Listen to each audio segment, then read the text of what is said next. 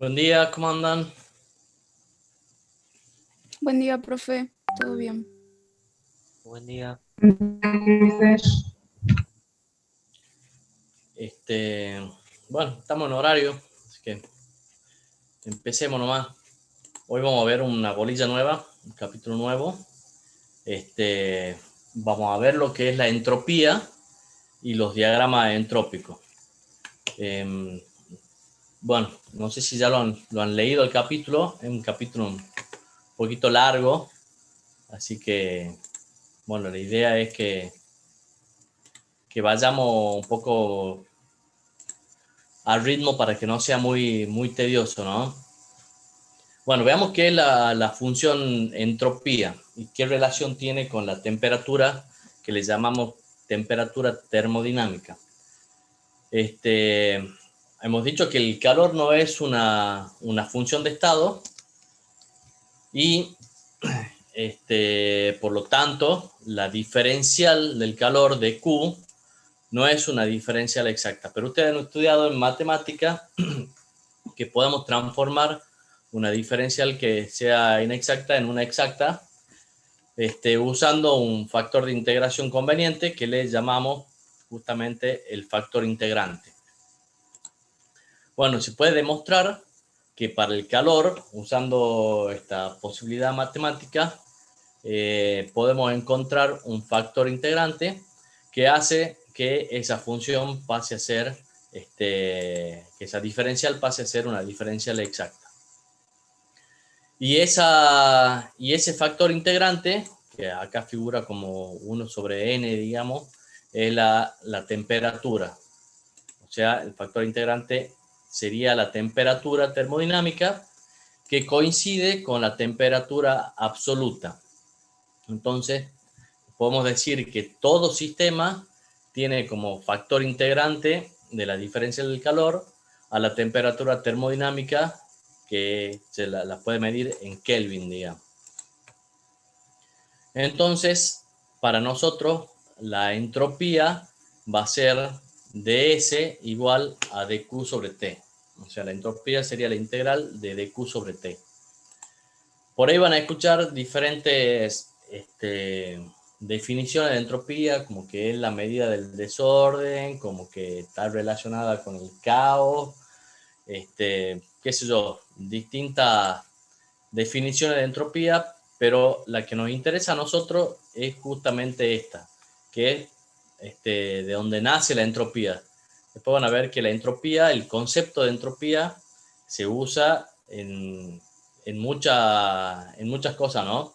Se usa, por ejemplo, en filosofía, se usa en biología, en distintas ciencias se usa la entropía, el concepto de la entropía, pero para nosotros nos interesa la entropía definida de esta manera, de S igual a dQ sobre T. Bien, esa es la definición de entropía que justamente nace de tratar de hacer de la diferencia del calor una diferencial exacta, porque se busca esto, o sea, cuando se empieza a estudiar la entropía, digamos, ¿qué es lo que se buscaba? Lo que se busca, ustedes han visto que podemos representar en los diagramas de estado distintas transformaciones, podemos representar isobara, isoterma, isocora, etcétera. Y podemos ver que para las transformaciones en los diagramas PV, por ejemplo, podríamos conocer el trabajo, ¿no? Ya sea el trabajo técnico o el trabajo absoluto. Bueno, lo que se buscaba con esto es poder representar de alguna manera en algún diagrama el calor intercambiado en un sistema termodinámico. Ese ha sido el objeto principal por el cual surge la entropía, ¿no? Bien, entonces veamos qué pasa con la entropía en los distintos procesos. En particular, veamos ahora la entropía en los procesos reversibles. Bueno, podemos decir que la entropía en un sistema puede variar debido al flujo de calor. Obviamente si la entropía es de Q sobre T, si varía el calor que le estoy dando o sacando a un sistema, si hay un flujo de calor, entonces va a haber una variación de la entropía del sistema. Y fíjense que esa variación de entropía va a ser positiva si le doy calor o negativa si le saco calor. Entonces podemos decir que si un sistema termodinámico es reversible, ese sistema cuando reciba calor va a aumentar su entropía y cuando ceda calor va a disminuir su entropía. Entonces decimos que hay una variación de entropía que está relacionada a todo flujo de calor en el sistema y llamamos a partir de eso un flujo de entropía. O sea, el flujo de calor está relacionado directamente con un flujo de entropía. Bueno, como ahora, visto que la diferencial esta es una diferencial exacta, entonces podemos decir que la entropía es una función de estado. Entonces, si es una función de estado, significa que su cálculo tiene que ser independiente del camino, va a depender solo de los puntos en los que esté. Entonces, fíjense, por ejemplo, en este esquemita, si tenemos dos puntos ahí y yo paso desde el punto 1 al punto 2 por cualquier camino, ya sea por el camino A, por el camino B o por cualquier otro camino, la diferencia de entropía entre el punto 1 y el punto 2 siempre va a ser la misma, ¿no? Entonces, a partir de esto, si nosotros hiciésemos una integral acá de ds, digamos, podríamos encontrar que la integral cerrada de ds va a ser igual a 0. O sea que en los procesos reversibles, si hacemos una integral cerrada de ds, va a valer 0. Y eso se conoce como la integral de Clausius, que es quien la demostró, y vamos a ver más adelante que tiene su importancia esta integral, ¿no?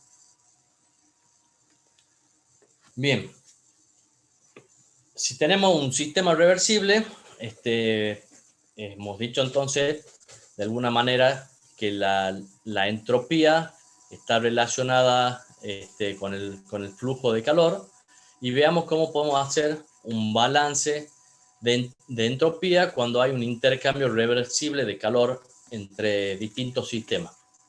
Entonces, supongamos que tenemos un sistema termodinámico que recibe calor y otro que le está entregando calor, sería lo que está acá. Tenemos el sistema de la izquierda que está a una temperatura, acá vemos mayor, y el sistema de la derecha que está a una temperatura menor. Para que el calor fluya, la temperatura tiene que ser mayor en este sistema que en para que fluya desde la izquierda hacia la derecha, ¿no? Como está la flecha. Bien, pero si queremos que el intercambio sea reversible, entonces decimos que tiene que poder darse en los dos sentidos. Entonces, también podría, o sea, también debería poderse transmitir calor desde el sistema de la derecha hacia el de la izquierda. O sea, que la flecha pueda ir en ambos sentidos. Para que el calor pueda ir desde la derecha hacia la izquierda, la temperatura tendría que ser mayor en la derecha que en la izquierda, en el sistema de la derecha. O sea, T2 tendría que ser mayor que T1. Entonces, fíjense que para que el intercambio de calor sea reversible, entonces las temperaturas, las diferencias de temperatura que hay entre los dos sistemas tendría que ser cada vez más chiquita para que pueda ir en un sentido o en otro. Supongamos entonces que las temperaturas son iguales en los dos sistemas y que por un pequeño delta de temperatura yo puedo hacer que el calor fluya desde el sistema de la izquierda hacia el de la derecha. Ahora, al revés, con un pequeño delta de temperatura mayor en el sistema de la derecha, puedo hacer que el calor fluya desde la derecha hacia la izquierda. Entonces vemos que para que el intercambio de calor sea reversible, la temperatura se tiene que mantener constante. O sea, tiene que tener los dos sistemas la misma temperatura. Entonces yo con un pequeño delta de temperatura en un sistema, o sea, a favor de un sentido o del otro, puedo hacer que el calor fluya en un sentido o en el otro.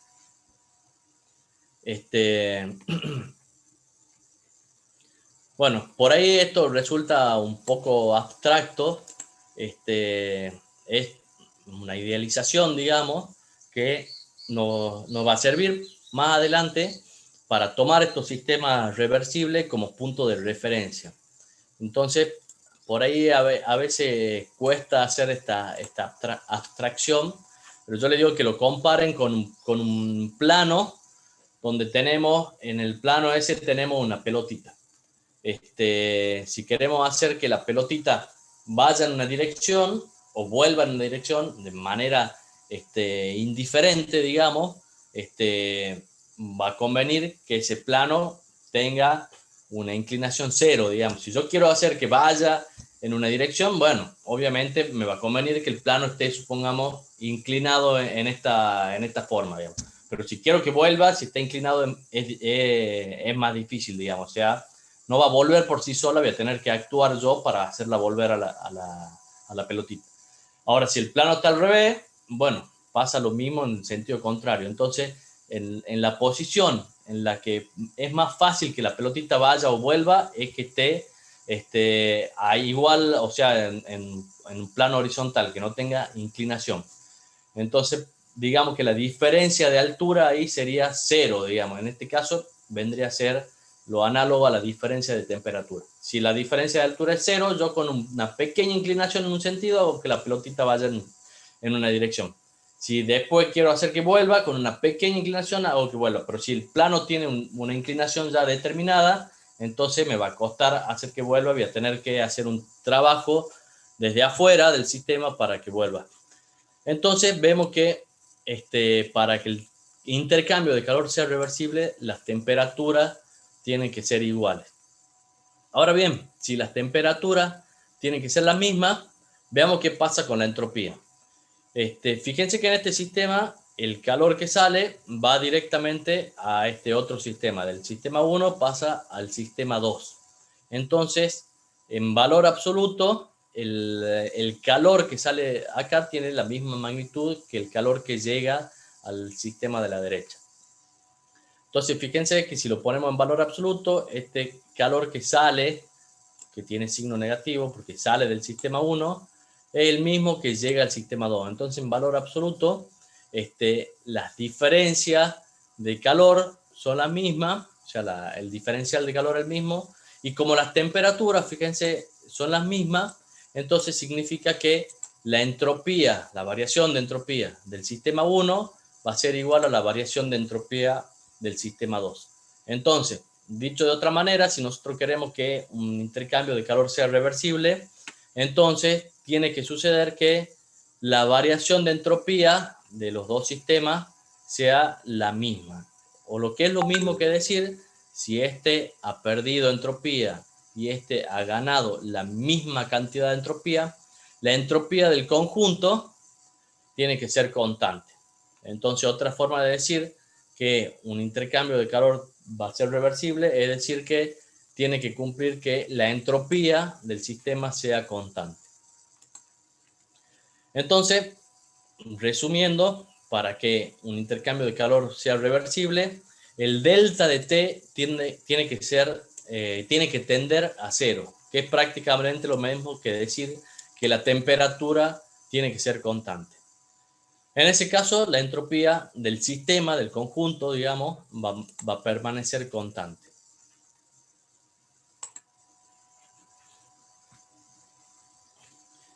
Entonces, si nosotros tenemos sistemas con intercambio reversible de calor, como la entropía permanece constante, podemos hacer un balance de entropía como lo veníamos haciendo con los balances de energía.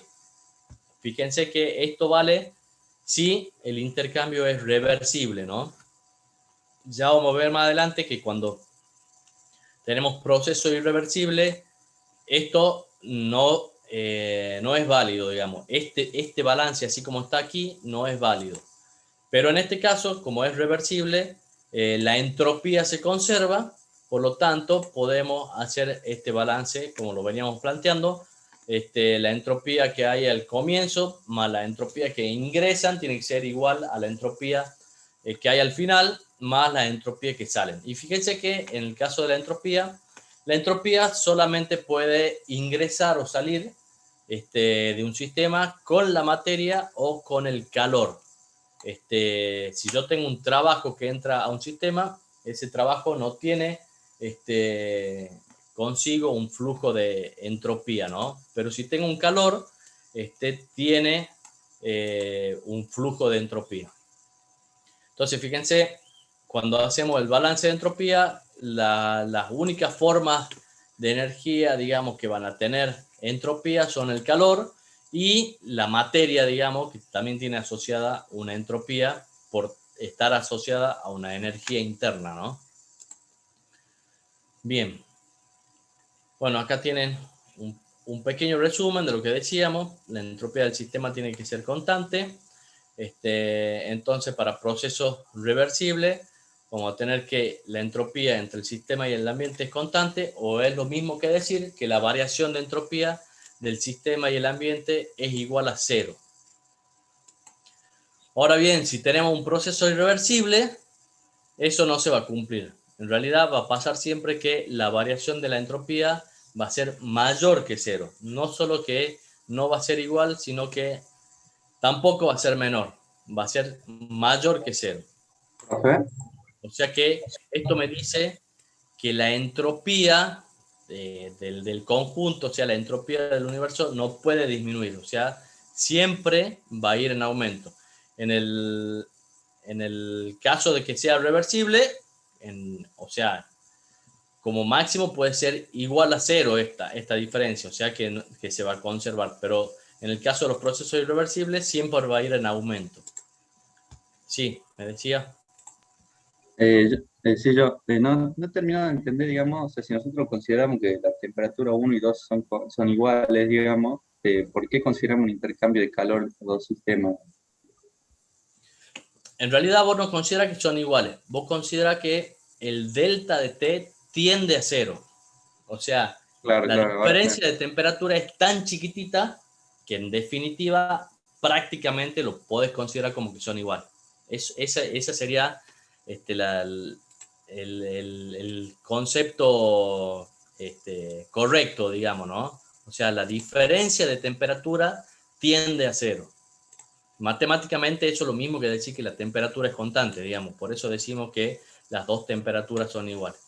¿Se entiende ahí? sí, ahora sí lo entiendo.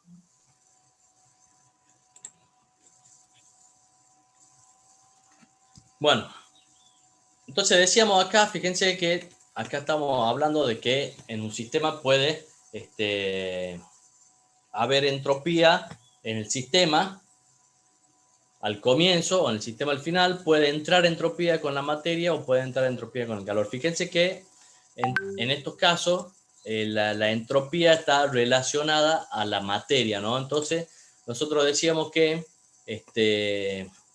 la materia tiene una energía interna y que esa energía interna, si la podemos medir a partir de una sustancia en el 0 Kelvin, absolutamente cristalizada, digamos, podríamos conocer perfectamente la entalpía a partir del cero absoluto. Entonces tendríamos la entalpía como un valor a partir de un cero absoluto.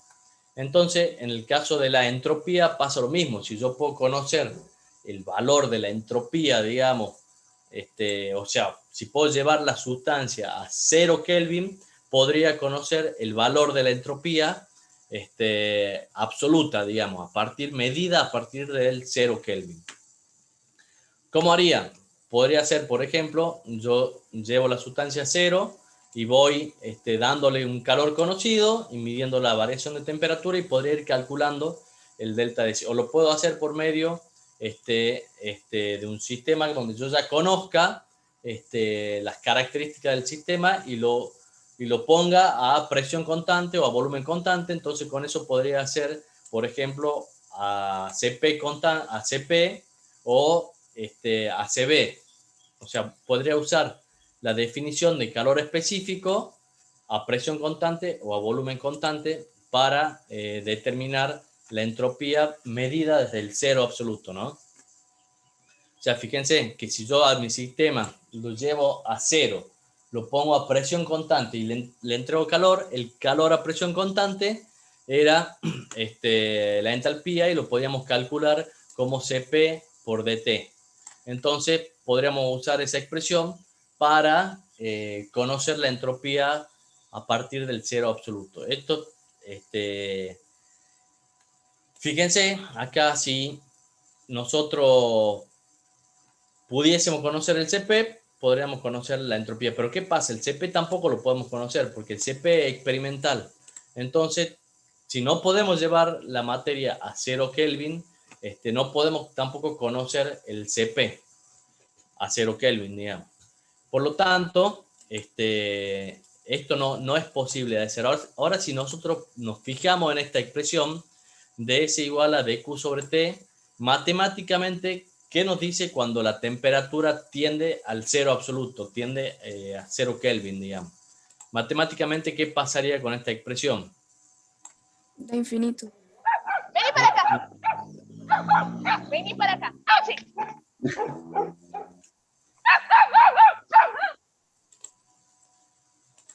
Bueno, tendería a infinito, matemáticamente.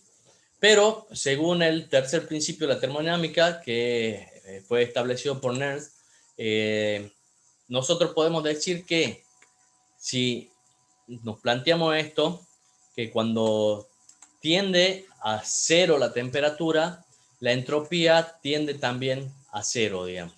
O sea, para las sustancias cristalizadas, en el cero absoluto, digamos, la entropía tiende al cero absoluto también, digamos. Bueno, como les decía, a causa de que no se puede llevar la materia a 0 Kelvin, es imposible hacerlo en la práctica, digamos.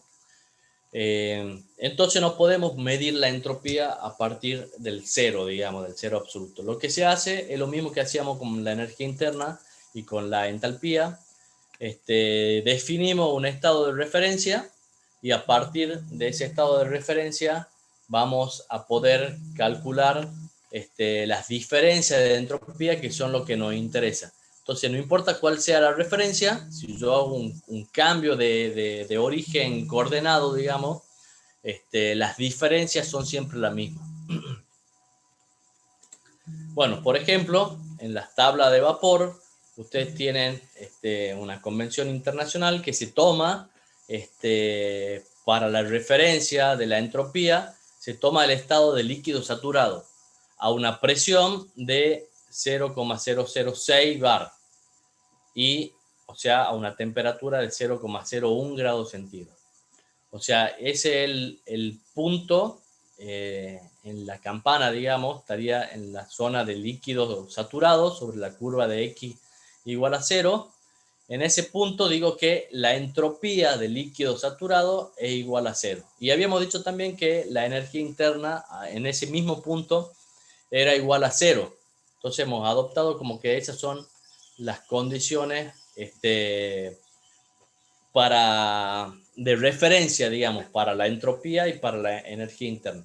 Y si de ahí, conociendo los valores de la presión y el volumen específico para ese punto, podemos calcular la entalpía del líquido saturado para ese punto de referencia, ¿no? Entonces, hacemos la energía interna que vale 0 más P0 por B0. Fíjense que P0 es un valor súper chiquitito y B0 también es un valor pequeño.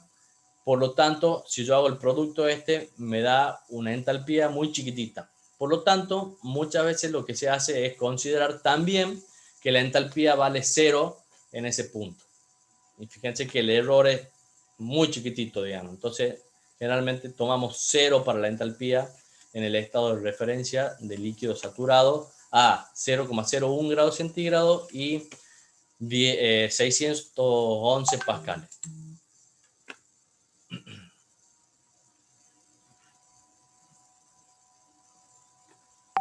Bueno, ¿cómo venimos hasta acá? Bien, profe, sí se entiende. Bueno, entonces fíjense que hemos dicho que la entropía es una función de estado, ya que su diferencial es una diferencial exacta. Entonces, como es una función de estado, podríamos representarla en los diagramas de estado. O sea, nosotros podemos con una referencia decir dónde está la entropía igual a 0 y luego haciendo cálculos para las diferencias de calor podemos ir, o sea, midiendo la temperatura, podemos ir conociendo la entropía, cómo va cambiando la entropía para los distintos estados termodinámicos. Bien, entonces, teniendo en cuenta eso, vamos a definir lo que son los diagramas entrópicos. Cuando se corte la reunión, vuelvan a entrar al mismo link, ¿no? Bueno, los diagramas entrópicos, entonces, decíamos, son los diagramas en los cuales tenemos representada la entropía. La entropía la podemos tener representada ya sea como curvas isoentrópicas, o sea, curva de entropía constante, o también podemos representarla como alguno de los ejes coordenados. Esta curva de isoentrópica que podemos representar en los diagramas de estado, vamos a ver más adelante que coinciden, les voy adelantando, digamos, que coinciden con procesos adiabáticos reversibles. No necesariamente una curva isoentrópica tiene que coincidir con un proceso adiabáticamente reversible, pero si yo tengo procesos adiabáticamente reversibles, voy a tener una correlación con curvas isoentrópicas. Se lo adelanto, después lo vamos a ver más en detalle. Bueno, como es una función de estado, también en las tablas de vapor está tabulada la entropía, ya sea en la tabla de vapor saturado o en la tabla de vapor sobrecalentado. Cuando usamos la entropía como uno de los ejes coordenados, decimos que tenemos diagramas calóricos de estado. O sea, cuando está representada la entropía en un diagrama de estado, decimos que tenemos un diagrama entrópico, pero si la entropía está representada como un eje, entonces decimos que tenemos un diagrama calórico de estado. El diagrama calórico más importante es el diagrama TS. Fíjense, en la ordenada tendría la temperatura y en la abscisa la entropía. Este diagrama TS fue introducido en 1874 y a partir de ese diagrama se pueden representar muchos procesos en los cuales podemos ver el calor intercambiado. Entonces, por eso les digo que este diagrama es un diagrama muy importante, porque en ese diagrama podemos representar el calor en una transformación que pasa de un cambio de estado, digamos, de 1 a 2. Podemos representarlo como área en ese diagrama TS. Ya lo vamos a ver ahora a continuación. Bueno, acá tienen un diagrama esquemático, un diagrama TS esquemático, temperatura, entropía. Fíjense lo que veíamos como campana en el PV, sigue siendo acá, sigue teniendo esta forma, digamos. De hecho, se le dice campana porque fíjense que en este diagrama tiene la forma de una campana. De acá es donde adopta el nombre de la campana, digamos, que es la zona de vapor húmedo, ¿no? Y después se lo usa también el término en el diagrama PV, ¿no? Que no tiene exactamente la forma de una campana en el PV. En el PV inicia más vertical y después se hace más achatada la curva acá. Pero bueno, se le sigue llamando campana porque viene de acá, digamos, del diagrama TS. Entonces, fíjense, en este diagrama es bastante parecido al diagrama PV. En la zona de la izquierda tenemos líquido saturado. Dentro de la campana tenemos líquido más vapor, o sea, vapor húmedo. Y a la derecha de la campana, y hacia arriba, digamos, toda esta zona de acá, tenemos vapor sobrecalentado. Esta línea es la línea de título igual a 0. Y esta línea, la línea de título igual a 1 o de vapor saturado. Fíjense cómo son las curvas de presión, son las líneas verdes. Dentro de la campana, obviamente, hay una relación unívoca entre la presión y la temperatura. Por lo tanto, la línea de presión dentro de la campana es horizontal. Fíjense, para las distintas presiones, la línea dentro de la campana, línea de presión, es horizontal. Bueno, acá tienen línea de entalpía constante, pueden tener línea de volumen constante, etcétera, que ya lo vamos a ver en detalle más adelante. Bien, fíjense que les decía recién que como en el PV teníamos las áreas como trabajo, ya sea trabajo técnico o trabajo absoluto, aquí en el TS veamos qué significa el área. En la definición de la entropía hemos dicho que tenemos ds igual a dq sobre t. Entonces, si nosotros integramos, o sea, acomodamos las variables, pasamos la temperatura hacia el otro lado y hacemos una integral, podemos decir que la integral de t por ds es igual al calor. Por lo tanto, nos fijemos qué sería la integral de t por ds en un diagrama TS, ¿no? Entonces, fíjense, acá tenemos el TS. Entonces, tengo una transformación que va de 1 hasta 2, supongamos. Y la integral entre 1 y 2 de t por ds, fíjense, este sería el ds y esta sería la altura del rectangulito ST. Entonces, si yo hago la integral entre 1 y 2, sería el área que está abajo de la curva. Entonces, el área que está abajo de la curva me representa justamente el calor reversible intercambiado entre 1 y 2.